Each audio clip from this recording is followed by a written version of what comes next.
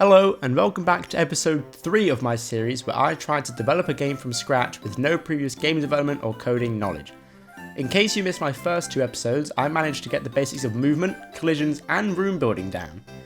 Today's episode took me a while to do and I did quite a lot of work just to get text working, so text boxes and stuff.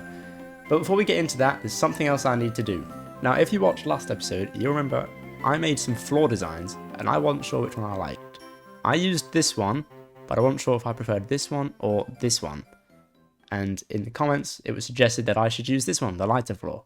So that's exactly what I'm going to do. So right now, before I do anything, I'm going to swap from this floor into this one. So let's go. Okay, that was a lie. I instantly completely forgot to change the floors. But I'll do it eventually. But for the rest of this video, I'll still be using the old floor. I lied. I just completely forgot. I don't really know how. But yeah. It will just be the same floor, but I'll change it in the future. Now that the floor is sorted out, it's time to show you one of the first things I did this week, and that was making a menu system. Now this wasn't very hard or confusing and didn't really take a lot of time, but let me show you what I did. Okay, so I've made a menu system, and this is it here. This is pretty much the majority of the code. It's not all of it, but it's a good amount of it.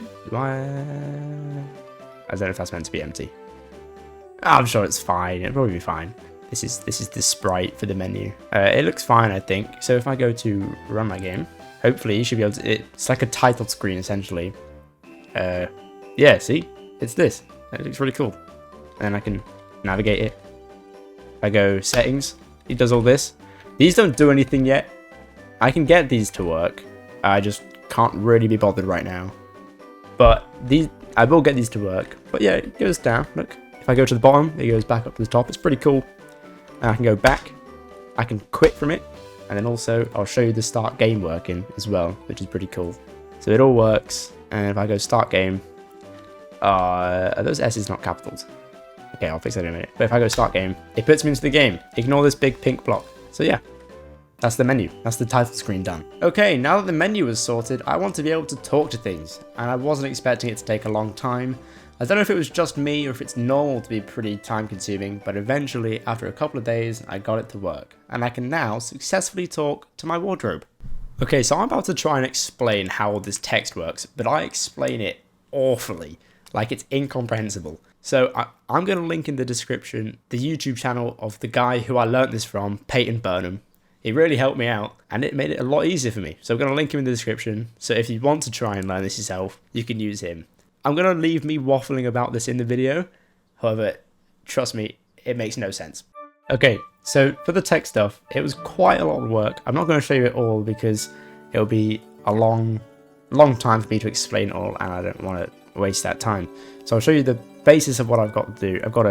So essentially, if I go into my bedroom, this pink thing, if my player is touching this and I click E to interact with it, it will...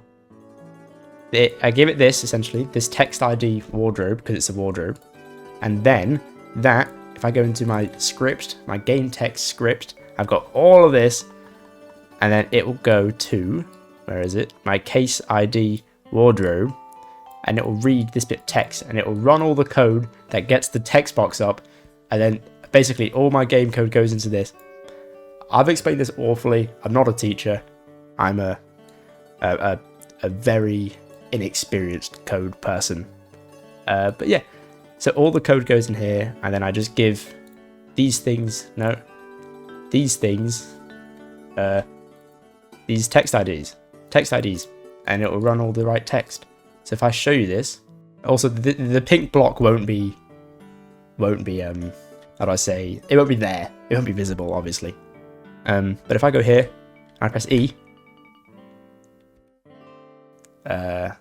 shoot. Well, let me fix this real quick. Oh, okay, I know them. Okay, there you go. This should work now. Very simple. I just need to start game, and then there we go. Now it runs the text. That's the text box. It looks great. I love it.